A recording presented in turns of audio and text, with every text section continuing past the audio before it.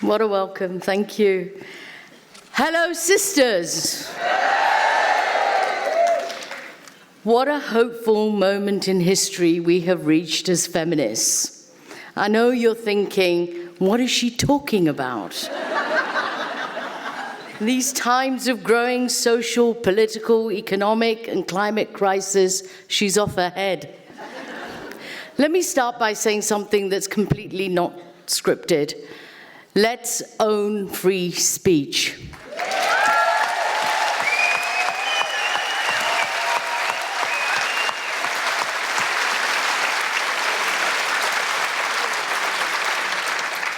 So I want to say why I'm hopeful, especially after last night.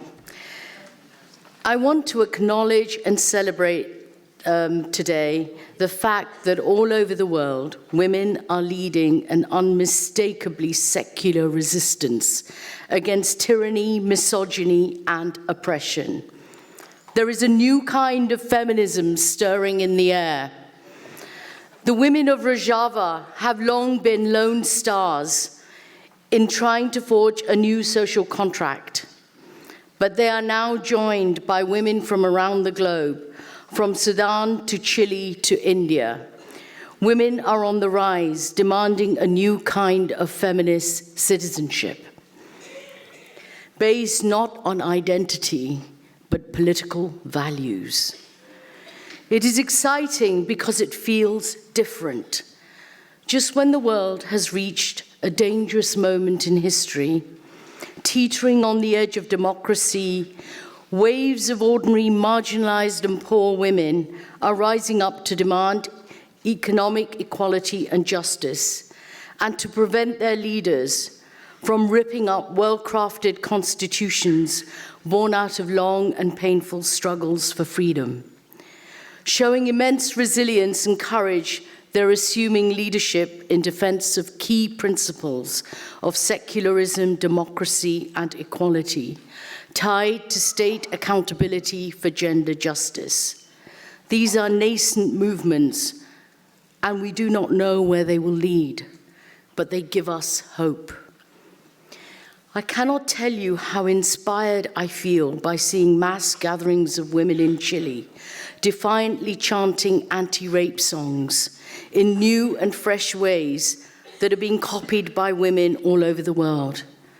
Or of Indian Muslim women supported by students and other sections of Indian society protesting against the controversial and discriminatory Citizenship Amendment Act and the National Registration Act. These discriminatory acts are deliberately created by the Hindu nationalist government of India to make, for the first time, religion a prerequisite for Indian citizenship and to identify illegal immigrants. The full and disturbing significance of this is that they parallel the introduction of the Nuremberg laws in Nazi Germany, which, amongst other things, excluded Jews from citizenship rights. Chillingly, as we speak, India is building detention camps to hold those who cannot verify their status. It is a direct attack on Muslims and the poor. What is particularly startling and unprecedented, however, is the ways in which the protesters are reclaiming symbols of Indian nationhood and subverting it at one and the same time. They chant the word Azadi, freedom, and sing the Indian national anthem and Italian anti-fascist songs simultaneously, whilst flying the Indian national flag. Not in some jingoistic way, but as a powerful reminder to the political ruling classes that it is they, the people, who own India's constitution and the Indian nation. At the center of these mass protests is the now routine reading of Urdu poetry and Gandhi's sayings, and surprisingly, the preamble to the Indian Constitution. These mass recitations in particular bring a lump to my throat every time. The Indian Constitution came out of the struggle for Indian independence, but has now found a new audience of women, college students, taxi drivers, journalists, doctors, scientists, and many others. It is read with such urgency and passion that it would have made the founders of the independent Republic of India proud. The defense of India's secular constitution is not about the defense of some abstract concept, but a living, breathing ideal, and the protests around it are increasingly seen to signify India's second freedom struggle. I'm going to recite the preamble here and now, not only as an act of solidarity to those women who are engaged in the struggle for the soul of secular India, but also because it reminds me that they are defending principles that are neither Western nor Eastern, but universal and feminist.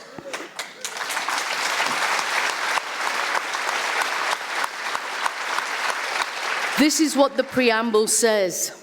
We, the people of India, have solemnly resolved to constitute India into a sovereign, socialist, secular, democratic republic, and to secure to all its citizens justice, social, economic, and political, liberty of thought, expression, belief, faith, and worship, equality of status and of opportunity, and to promoting among them all fraternity, assuring dignity of the individual and the unity and integrity of the nation.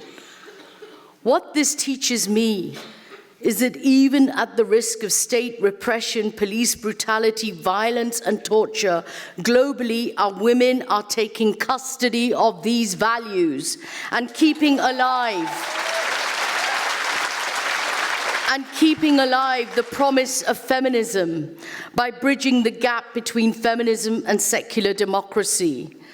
They are locating women's liberation strategies within the context of wider social transformation. Perhaps such protests show us all a glimpse of how feminism can move forward. 50 years ago, through acts of consciousness raising and civil disobedience, many women in the UK and the West sought to forge their own contract with the state, demanding equal legal and social rights. It was the start of the women's liberation movement in which women sensed their own collective power and created landmarks that sent ripples throughout the world, effecting great change in the lives of women. By the 70s and 80s, when I came onto the scene, the women's liberation movement, or what is sometimes known as a second wave of feminism, was in full swing on many fronts. There were rights campaigns, for example, for equal pay, better working conditions, the right to contraception and abortion, and shelters for victims of domestic violence. Of course, the women's liberation movement was not without its internal divisions and tensions.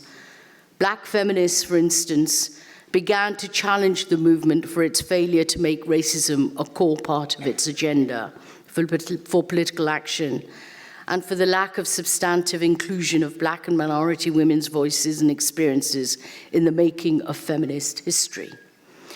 Women of Afro-Caribbean and Asian descent, with links to the American civil rights movement and anti-colonial struggles, initially tried to carve out a more expansive vision of feminism that was concerned with locating women's struggles within wider movements for social justice and against other forms of oppression, both in the UK and across the world.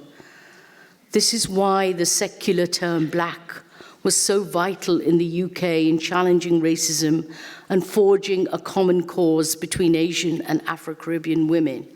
And that is why today SBS refuses to relinquish the term Black.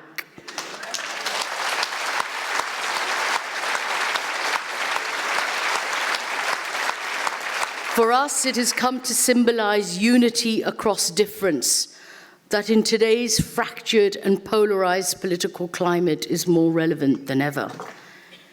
Even before the term intersectionality was invented, Black women tried to show the processes of race, class, and gender intersected and had differential impact on women from different social and ethnic groups, both nationally and internationally. For example, we challenge feminist understandings of the family and state by demanding the need to also look at practices such as the virginity testing of Asian women carried out by immigration officers that was both racist and sexist. Organizations like the Brixton Black Women's Group and coalitions like OWAD, the Organization of Women of African and Asian Descent, challenged oppressive police stop and search practices against black males and raised awareness about the use of Depo-Provera, a contraception injection that was primarily aimed at black and working class women in the UK. Or they challenged the forced sterilization of women in the global south. We argued that these were also political priorities for feminism. But black feminists also fought for recognition in their own communities, and groups like Southall Black Sisters particularly challenged traditional as well as anti-racist notions of community that did not include women.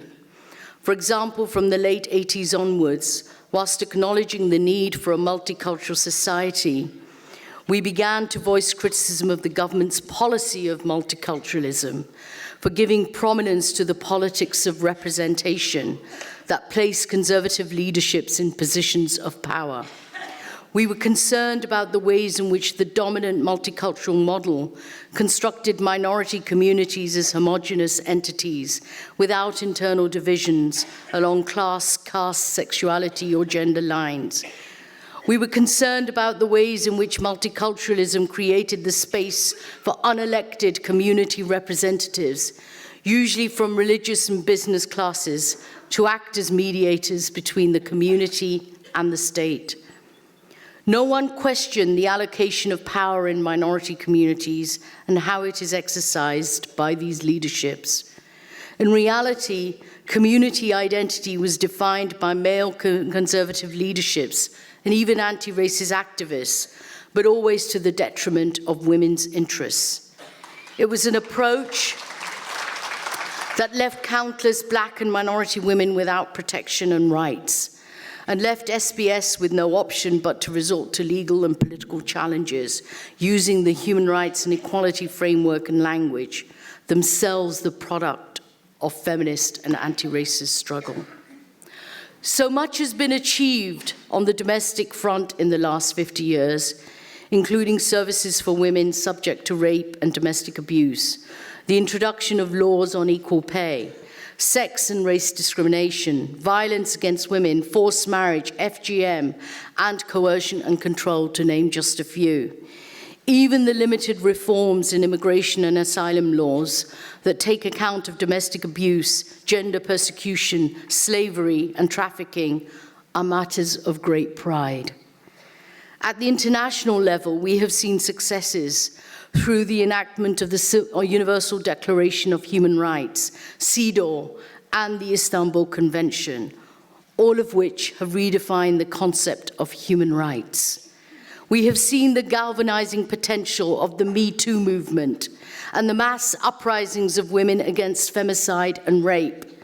Equally, we still face a colossal uphill struggle, especially in an increasingly volatile political context dominated by authoritarian, fundamentalist, and populist political projects, characterized by hostile anti-immigration policies, neoliberalism, and austerity, resulting in the creation of a vast disposable underclass.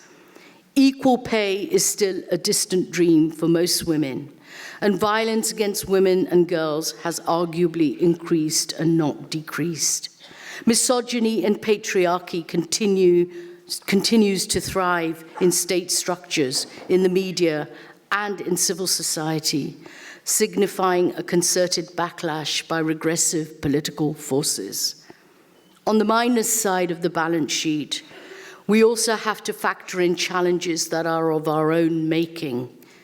We haven't yet found a way of getting rid of the cul-de-sac of identity politics.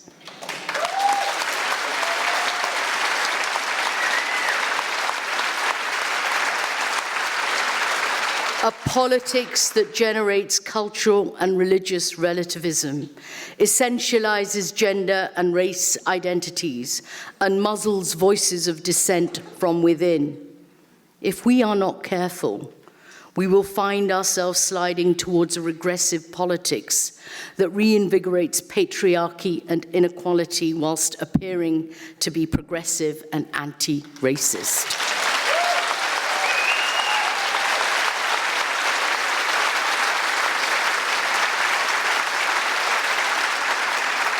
This is particularly the case amongst a section of academic and activist feminists who work with, for example, religious, conservative, and fundamentalist frameworks to counter imperialism and racism, but who do not concern themselves with the political consequences of the framework within which they operate. These feminists appear to focus more on women's piety and agency in the context of religion, which only serves to validate regressive religious power as a viable political alternative. A power that uses the very structures of democracy in political, legal, cultural, and social spheres to subjugate women and destroy not only the rights that have been painfully won, but also the very idea of progressive, secular, human rights framework on which struggles for women's equality and freedom have been based. In short, sisters, there is a lot for us to reflect upon even as we celebrate. I said at the beginning that I believe that throughout the world a new kind of feminism is stirring, even in the midst of fear and terror. Women are naming and shaming. They are occupying public spaces, organizing rallies and sit-ins, and draping themselves with the symbols of peace, unity, and justice. They are, in brief, holding power to account. It is exciting and invigorating. It both reaffirms the rights of women as women and reminds us of the values that we have to nurture and uphold if feminism is to triumph. Now is the time to join these new struggles and to fulfill our collective feminist destiny, whilst at the same time pay tribute to the feminist freedom fighters and defenders of human rights and democracy who have gone before us and to whom we owe an immense debt of gratitude. There is much to celebrate, and yet so much also to critically reflect upon. So much to get angry about, and yet so much to feel hopeful about. Thank you, sisters.